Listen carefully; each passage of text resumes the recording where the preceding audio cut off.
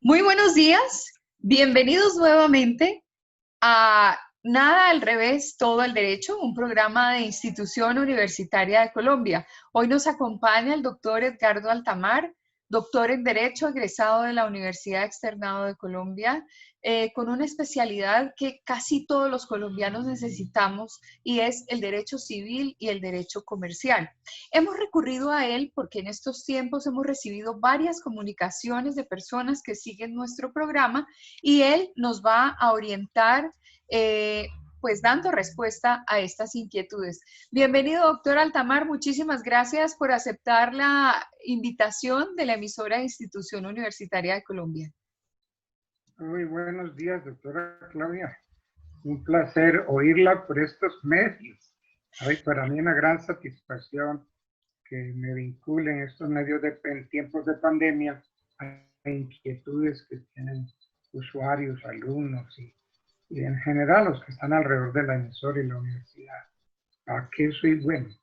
Muchísimas gracias. Pues resulta que tenemos varias inquietudes de personas que siguen nuestro programa, de estudiantes, miembros de la comunidad. Ellos nos han hecho unas preguntas que sabemos usted tiene la posibilidad de contestarles con bastante conocimiento y experticidad y seguramente su respuesta va a ser una luz para ellos. Entonces quiero transmitirle, por ejemplo, la primera pregunta. Escribe un seguidor del programa. Soy beneficiario de un cheque que me fue girado hace más de 6 meses que no pudo ser pagado. ¿Qué debo hacer para poderlo cobrar? Bueno, bien. El cheque es un título valor, ¿cierto? Que tiene un beneficiario y ese beneficiario que tiene dos momentos para poder cobrar el cheque. Primer momento, la ley le dice que tiene que presentarlo para su pago dentro de los 15 días siguientes a la fecha de la emisión. 15 días. Presenta el cheque en esos 15 días y si el cheque no se lo pagan, el código no tiene un artículo expreso que hable de protesta, pero por analogía a los 15 días de la presentación para su pago, ese cheque que no nos fue pagado, vamos a suponer que sí fue presentado en tiempo, pero que no nos lo pagaron, entonces tenemos 15 días más para protestarlo ante el mismo banco. Entonces aquí la pregunta es que el cheque ni se presentó ni se protestó. Entonces no llenó o no se llenan los requisitos de la acción cambiaria. ¿La acción cambiaria qué es? La acción cambiaria es la posibilidad que tenemos de acudir a una demanda judicial. Como es un título ejecutivo, la posibilidad que tenemos para demandar ejecutivamente el cobro del cheque. Pero como no llena los requisitos ni de los 15 días de presentación para su pago, ni de 30 días, que por extensión la jurisprudencia habla de 30 días para su protesto, pues sencillamente no tenemos acción para cobrar el cheque. Ahora, aquí hay una cosa que puede venir. Vamos a suponer que la persona interesada lo presenta para su pago. Y entonces le dicen no se lo pagamos porque no tiene fondos, por firma, por alguna razón. Paso siguiente, tiene que protestarlo. Y tan pronto esa persona vayan del gerente del banco a protestar el cheque, el banco inmediatamente se lo retiene y le decreta la caducidad de la acción. Entonces, en esas condiciones, pues, qué sé yo, fue una equivocación, un error haber dejado pasar los 15 días y luego el protesto. Entonces yo diría que con el cheque no hay nada que hacer. No hay nada que hacer porque antes de demandar tenemos que protestarlo. Tiene que ser presentado en tiempo, protestado en tiempo. Llenados esos requisitos, yo ya sí puedo acudir a la jurisdicción para un proceso ejecutivo. Mientras tanto, no. Como quien dice, cada persona tendría que recurrir al recurso del protesto del cheque. Si no existe la figura, corre el riesgo de que pierda el dinero. Exactamente. Entonces, ahí no hay nada que hacer, no tiene absolutamente nada que hacer con el cheque, ¿no? En gracia de discusión podría la persona acudir ante el librador del cheque a decirle que le reponga el cheque, que se lo reponga, si él quiere. Esa persona ya no está obligada, porque el librador giró el cheque y si el otro no lo presentó oportunamente y no lo protestó, ya esa no es culpa del librador. Entonces, si el librador quiere, le repite el cheque, pero eso sí quiere. Ahí quedamos sometidos entonces a la buena fe de quien gira el cheque. Exactamente, ¿no? Entonces, que la consecuencia de la inoportuna presentación o la no presentación trae un fenómeno que se llama caducidad. La La caducidad. caducidad de la acción cambiaria. Porque, ¿qué es la acción cambiaria? La acción cambiaria es ese derecho que tenemos para demandar. Y si no hemos presentado en los 15 días y no protestamos en los 30 días, entonces la acción cambiaria nuestra caduca. No hay acción cambiaria, caducidad de la acción. Correcto. Muchas gracias, doctor. La segunda inquietud que nos llega a nuestro programa dice lo siguiente. Soy poseedor de una letra, pero esta letra no está diligenciada en todos sus espacios. ¿La puedo cobrar? No tengo carta de instrucción. Bueno, entonces es una letra que la llenaron, está en blanco, ¿no? Dice que no está diligenciada en todos sus espacios, que seguramente llenaron algunos, pero no tiene carta de instrucción para diligenciar los espacios. Dice, ¿la puedo cobrar? Sí, correcto. Entonces, no está diligenciada. Y además, no hay carta de instrucciones. La pregunta es, ¿se puede cobrar? ¿Cierto? Ese es el Esa punto, es la ¿cierto? pregunta correcta de la persona que nos escribe, sí. Bueno, durante mucho tiempo los jueces y las cortes habían pronunciado por la negativa, pero hoy ya podemos decir que no es ilegal firmar o llenar una letra, un documento que está en blanco. Y se dice que no es ilegal siempre y cuando se llenen los requisitos del artículo 622 del Código Comercio. El principal requisito es que esa letra haya sido diligenciada por el legítimo tenedor. El legítimo tenedor es la persona a quien se le va a pagar la letra. Correcto. Ahora, si hay instrucciones muy buenas, pero es que aquí el caso es que no hay instrucciones. Entonces puede llenarse el título en blanco. ¿Cuál es el fundamento ahora que se esgrime, porque antes no se aceptaba, que se puede llenar en blanco? El siguiente: si yo giro una letra, es porque estoy consciente de que debo un dinero y consciente de que voy a extender un título valor para que me lo cobren un determinado día. Entonces, si yo lo firmo es con ese criterio. Así no haya carta de instrucción, entonces el tenedor puede llenarlo. Al principio se decía que no, que porque no, simplemente una firma no obligaba. Pero si yo un documento, un título lo firmo con el deseo de negociarlo, con el deseo de darlo en garantía o en pago de una obligación, pues me estoy comprometiendo y sé de la naturaleza del negocio. Por ende, entonces, no es ilegal firmar, pero hay que aclarar siempre y cuando yo en el momento son esos requisitos, que el título sea diligenciado por el tenedor legítimo. Segundo requisito, que se diligencie antes de ejercer cualquier derecho, cualquier intento de demanda. Entonces, pero sí es importante sacarle al obligado qué es lo que le hace a uno firmar un banco y el banco le presta plata, el banco le hace a uno firmar un documento en blanco, y con instrucciones. Pues las instrucciones están dadas, pero en términos generales no es ilegal. Correcto, doctor. Correcto. Siempre hay como un principio de buena fe detrás de todos estos procesos, ¿no? Que la gente sea honesta y Claro, recurre a claro. procedimientos lícitos.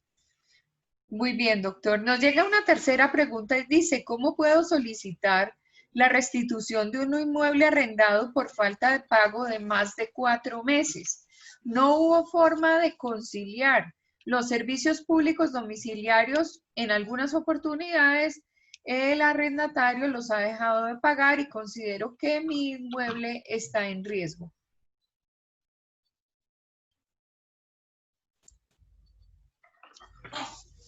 Perdón que cuando me hiciste la pregunta se fue un poco el... Perdón, doctor, sí dice, ¿cómo puedo solicitar la restitución de un inmueble arrendado por la falta de pago de más de 4 meses? No hubo forma de conciliar con el arrendatario. En algunas oportunidades, los servicios públicos los ha dejado de pagar y considero que el inmueble está en riesgo. Sí, generalmente antes de acudir a un proceso, se va a la conciliación, pero en los procesos de restitución de inmueble no se requiere la conciliación previa como requisito de procedibilidad. Entonces, cualquiera que sea la causal de restitución, el demandante puede solicitarlo y puede, incluso puede pedir que antes de procederse el auto emisorio, puede pedir que se practique una inspección judicial para verificar el estado del inmueble. Entonces, viendo el inmueble, se puede solicitar en ese momento que haya una restitución provisional, que se le entregue al demandante el inmueble y con el compromiso de que no puede llegar a arrendar mientras no se encuentre en firma la sentencia. Entonces, correcto, no hay necesidad de la conciliación como requisito previo, ¿no? Pero sí puedo demandar la restitución del inmueble. A ver, a veces con las demandas, a veces las demandas no son satisfactorias para el demandante, o a veces la admisión, el auto admisorio no es satisfactorio para el demandado. Tienen de una tutela si es que hay violación del debido proceso. Tanto arrendador como arrendatario pueden acudir a tutela si las resultas no les son favorables, ¿no? Correcto. Aquí hay algo que es importante, y es que mientras el demandado no en la cuenta del juzgado, en el Banco Popular, no consigna en la cuenta del juzgado el valor de lo adeudado, la ley dice que no puede ser oído.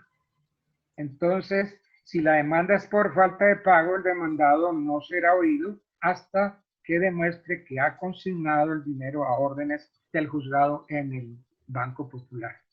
Entonces, sí puedo pedir la restitución del inmueble arrendado sin necesidad de la conciliación. Claro que en la práctica yo aconsejo que vayan a conciliar, que el demandante antes de demandar cite a conciliación al demandado, porque allí en la conciliación pueden llegar a un montón de acuerdos que se evita el desgaste del juez.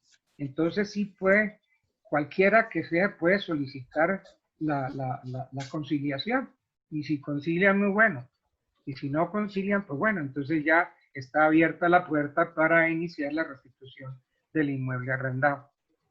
Doctor, una pregunta. En estos casos, el consultorio jurídico de la universidad, de Institución Universitaria de Colombia y el centro de conciliación del mismo centro pueden ayudar a la persona que escribe en el acompañamiento de este proceso, ayudar en la conciliación. Bueno, a ver, no podría el consultorio nombrarle abogado porque los consultorios no tienen abogados, digamos, de oficio. No tienen abogados para nombrarle a los interesados. Lo que sí se hace es recibir al interesado, que un estudiante, porque el director del consultorio, el del centro de conciliación, el director le da ese negocio a un alumno. Correcto. Lo aconseja, le habla muy bien y puede incluso llegar hasta hacerle la demanda de restitución de inmueble. Pero nadie del consultorio puede comprometerse. El estudiante porque no es abogado titulado. Y si hay algún profesor allí en el consultorio no podría, ¿no? Entonces el interesado tiene que buscarse su abogado. Correcto, pero como centro de conciliación sí puede acudir. Pero sí lo podemos orientar en un... Perfecto. Bueno, doctor, llega otra Sí, consulta. claro, puede acudir al... Es que generalmente el centro de conciliación, entonces ahí se le lleva todo el asunto al centro de conciliación para ver qué se puede hacer, cómo se orienta a esa persona. Sí. Correcto, ¿Cuál doctor. sería la otra? La otra pregunta también está en la vía de los inmuebles y de los múltiples inconvenientes que han tenido por estas fechas arrendadores y arrendatarios. Dice, el arrendatario y el arrendador no se pusieron de acuerdo en un centro de conciliación, perdón, para la restitución de un inmueble por no poder pagar. Acordaron una fecha, pero el inmueble no se ha devuelto. ¿Cuál es el procedimiento a seguir? Pues bueno, estoy entendiendo que llegaron a una conciliación, ¿cierto? Sí, es correcto. Una conciliación y allí establecieron una fecha. Pues si la fecha no se la cumplieron, no la cumplió, pues no sé, el arrendatario, digámoslo así, no cumplió la fecha para restituir, quiere decir que la conciliación está frustrada y entonces el siguiente paso es la demanda de restitución del inmueble. Ah, correcto. Se define ya a partir de un proceso. Claro que en estos días por decretos presidenciales no se puede iniciar ningún proceso de restitución de inmueble. Todo está frenado. Todo está frenado. Sí. Con razón, pues en razón a los hechos y acontecimientos de la pandemia. Es. Perfecto. Hasta que no nos den vía libre. Otro consultante nos escribe y nos dice, no firmé un contrato de arrendamiento con el inquilino. ¿Cuál es la vía para terminar el contrato? Es que, pues, la pregunta es ¿cuál contrato? Sí, exactamente. Es decir, seguramente debe ser la misma restitución del inmueble. Claro, no firmó ningún contrato, no hay nada. Correcto. Y si le llegó a soltar el inmueble sin contrato, pues está corriendo un riesgo terrible, ¿no? Entonces, iniciar un proceso de restitución habría que, es decir, si no hay contrato, es restitución del inmueble arrendado, pero como no hay contrato de arrendamiento, entonces la acción le tocaría al propietario una acción reivindicatoria, reivindicar el derecho de dominio, porque perdió tanto la posesión como el dominio, y sobre todo la posesión.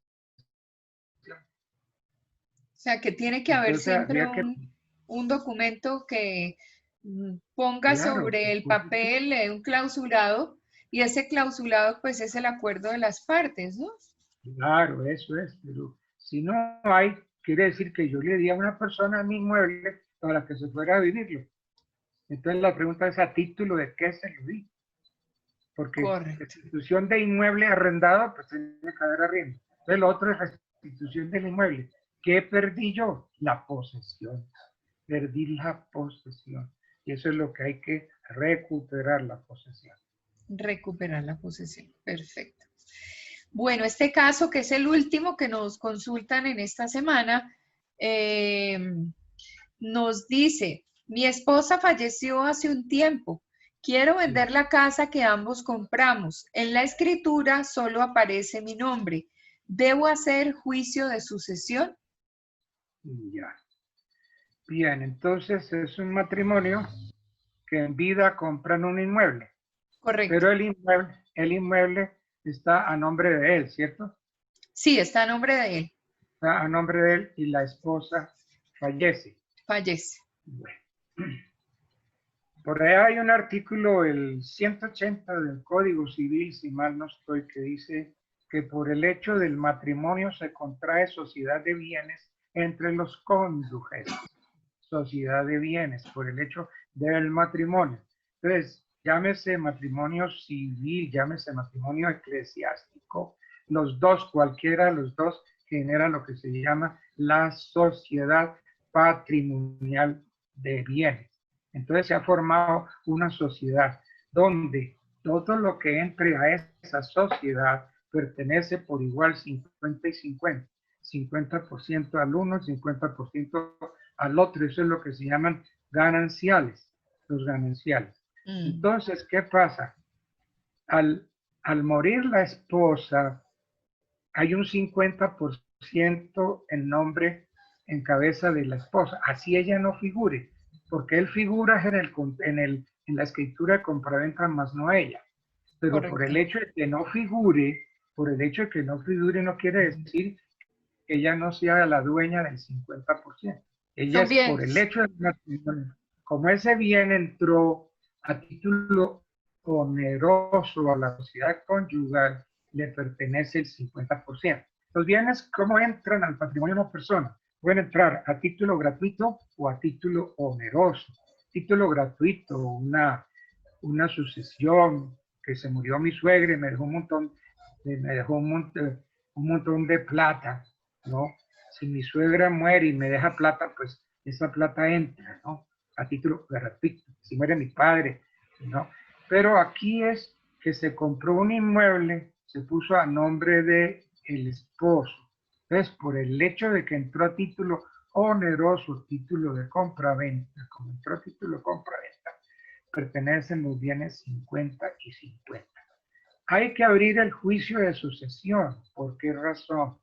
Porque los hijos de ese matrimonio son herederos de los bienes que dejó la madre fallecida. La madre fallecida Correcto. dejó el 50%. Entonces, ¿ahí qué se hace? El 50% para el marido, para el padre, para el esposo, porque son sus gananciales. Los otros 50% va para los hijos a título de sucesión. Siempre sí hay que abrir la sucesión de la esposa para repartir esos bienes de la esposa. Bueno. Bueno, doctor, pues por esta semana, en la especialidad suya, pues no nos han llegado más preguntas. Agradecemos que nos pueda acompañar en otro capítulo más de Nada al Revés, Todo al Derecho, este programa de la emisora Institución Universitaria de Colombia. Doctor, muchas gracias. Gracias por estar con nosotros, siempre dándonos una buena guía, siempre dándole asesoría a sus estudiantes. Gracias por haber compartido este tiempo. No, gracias a ti, Claudito. Muchas gracias por invitarme. Qué bueno que en este enclaustramiento pueda uno de alguna manera salir y no a la calle, porque lo contagian a uno, pero sí por lo menos por este medio. De todas maneras, muchas gracias y en lo que se te ocurra, con todo gusto, aquí estamos para contestar todas esas inquietudes de nuestros estudiantes y en general de todo el mundo, ¿no? De la comunidad. Muchas gracias, Vidoc. Entonces, nuevamente lo estaremos molestando. Un abrazo y que tenga una feliz semana. Gracias. Bueno, a ti muchas gracias. Pues, feliz noche. O Gracias. feliz Feliz tarde. noche. Gracias. Gracias. Bueno.